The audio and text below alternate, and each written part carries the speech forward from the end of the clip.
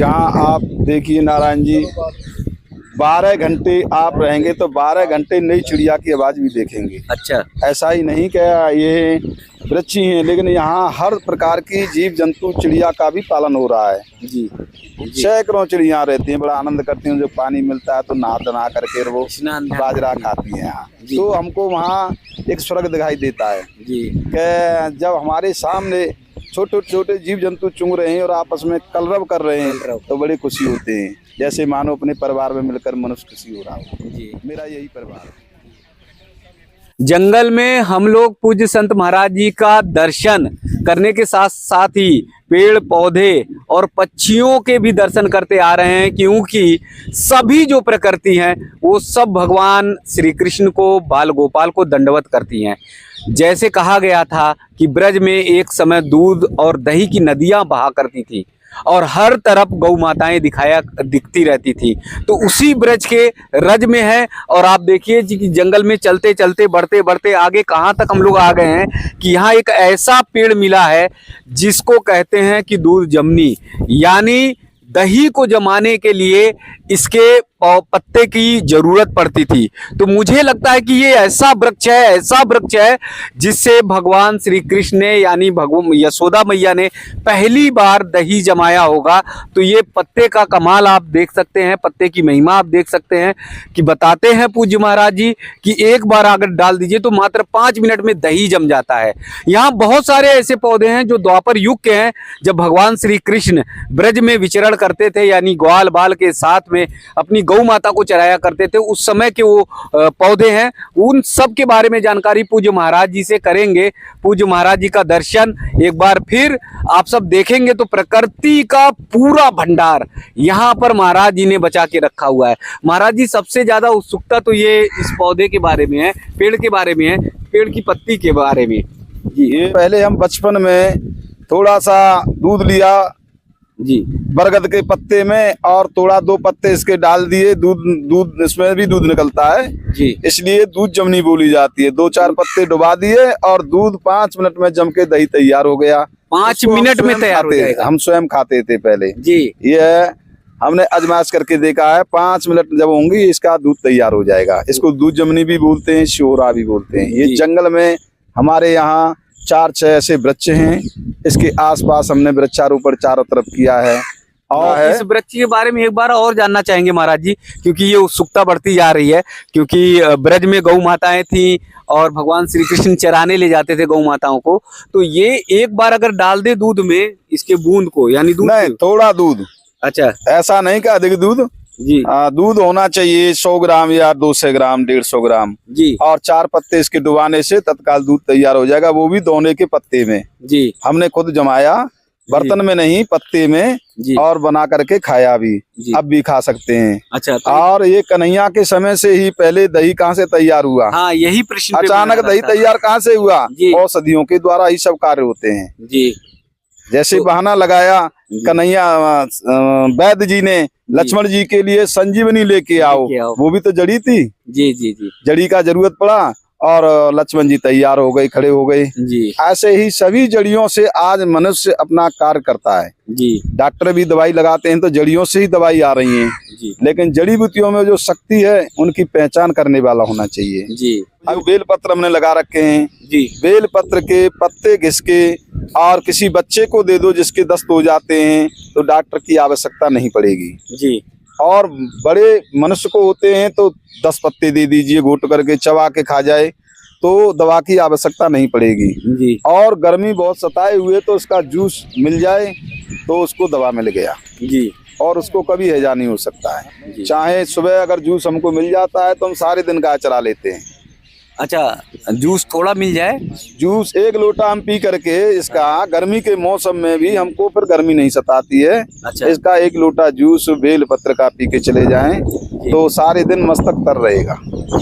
और मैं ये देख रहा हूँ यहाँ पर इतनी ताजगी है, इतनी ठंडी हवा बह रही है, जबकि गर्मी का मौसम आ गया है, लेकिन यहाँ ऐसा लग रहा है कि एसी भी फेल है, बेकार है। ये जो वृक्ष हैं जी, वृक्ष वायु को, दूषित को खत्म करके उसको शुद्ध और सुंदर कर देते हैं जी, और त्रिगुणमयी बना देते हैं जी। कैसे बना देते हैं?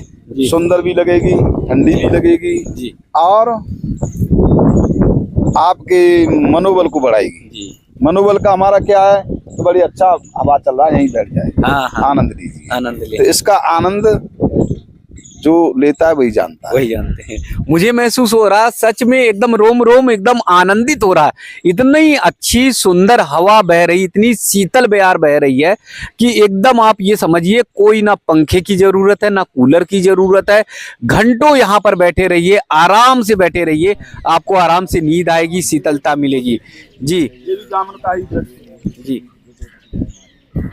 ये तो बहुत जामुन का ही वृक्ष है, ये जी। भी कुंटलों जामुन देता है हमको, कुंटल भर। कुंटलों। हाँ, हर अरे ये कई हर वृक्ष हैं, ऐसे 4-6 वृक्ष हैं हमारे बेलवन में जी।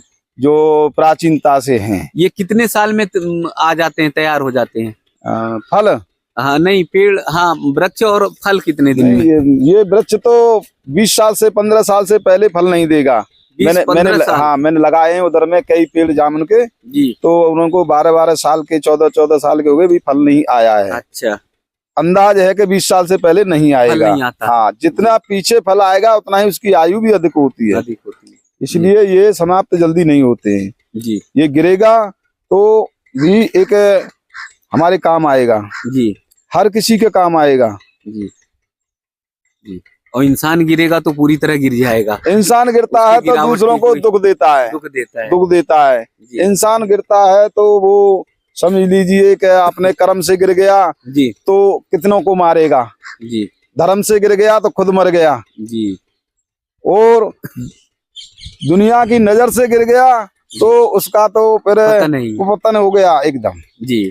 तो यहाँ आप देख सकते हैं महाराज जी ने इतने सारे पौधे लगा रखे, इतने सारे पौधे कि हम सब के लिए देखकर ये सब बड़ा मतलब आश्चर्यचकित हो जाते हैं कि आज भी हमारे ऋषिगण, हमारे संतगण, पूज्य महाराज जी प्रकृति के लिए कितनी सेवा करते हैं, कितना भाव समर्पित करते हैं। आप ये समझिए कितनी बड़ी साधना, कितनी बड़ी साधना कि एक एक वृक्ष 20-20 साल प्रतीक्षा करने के बाद तब वो फल देते हैं।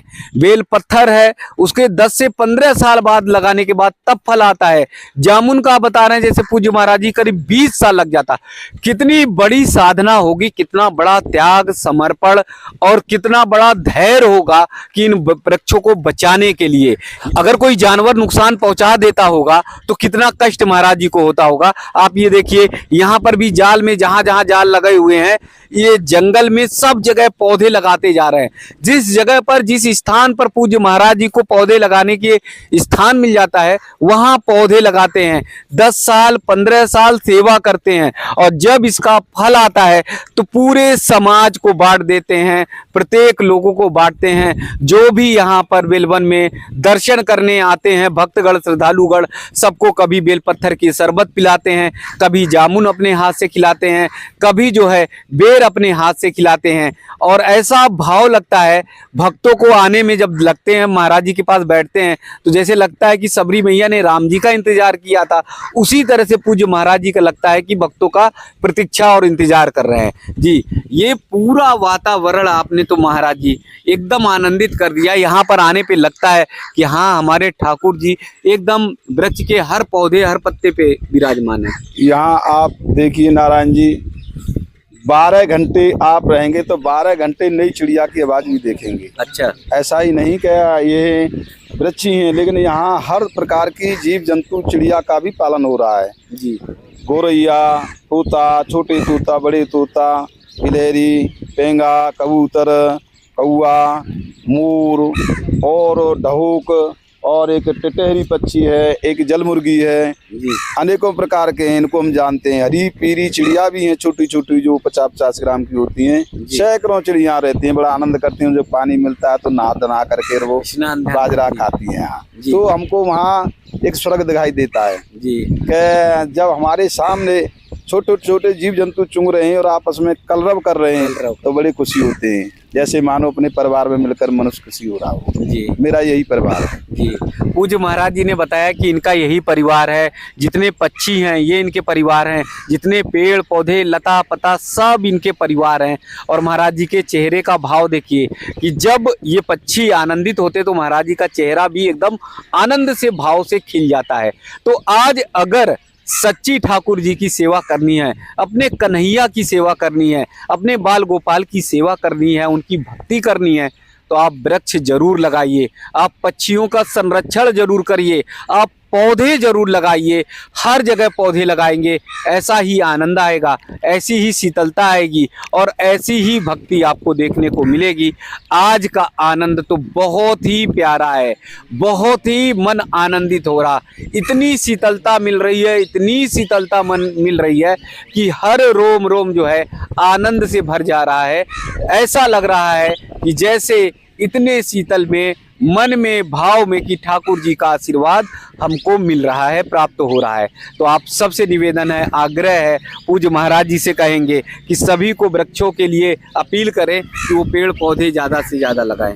मैं तो बुलाता हूँ जी, हर किसी को बुलाता हूँ जी, जो भी मेरे सानिध्य में नज़दीक आ जाते हैं, उनसे यही कहता हूँ कि कुछ नहीं तो 5 पेड़ अपने नाम से लगवाइए, जी, जिससे आपका कल्याण हो। जी, बच्चे सभी देखते हैं, लेकिन पेड़ पौधाओं को देखना, पेड़ पौधाओं में खर्च करना और बड़ा मुश्किल होता है। तो कोई जो भाव का ग्राहक होता है वो आ जाता है, लगा जाता है, और नारायण जी जिसको भगवान ने दिया है वही लगाता है जी, और जिसके भाव नहीं है वो देख करके चले जाते हैं। जी, और मैं तो जीवन भर यही रहूँगा, यहीं पेड़ों के बीच में मुझे पेड़ ही लगाने का संकल्प है। जी, मैंने बताया कि मैंने कहा 1000 पेड़ मुझे लगाने हैं इस वन के अंदर, जी, और उनको पालन भी करना है अपने जीते जी। जी, जब तक भगवान ने सांस दिया है, वृक्ष लगाना, उनका पालन करना और गाय माता की सेवा करना और पंछियों की सेवा करना। जो पंछी हमारे आसपास घूमते हैं, हमारे द्रोहियों को वो खाते पीते हैं। कीड़े मकोड़े जंगल में साधुओं के द्रोही होते हैं, जी, वो न मालूम कब कष्ट कर दें, लेकिन उनको ये भस्म करते रहते हैं अपना खाना पीना समझ करके, और बराबर खाते रहते हैं और हमसे भी खाते रहते हैं। जी, सफाई भी करते हैं, इसलिए पंछी जरूरी है।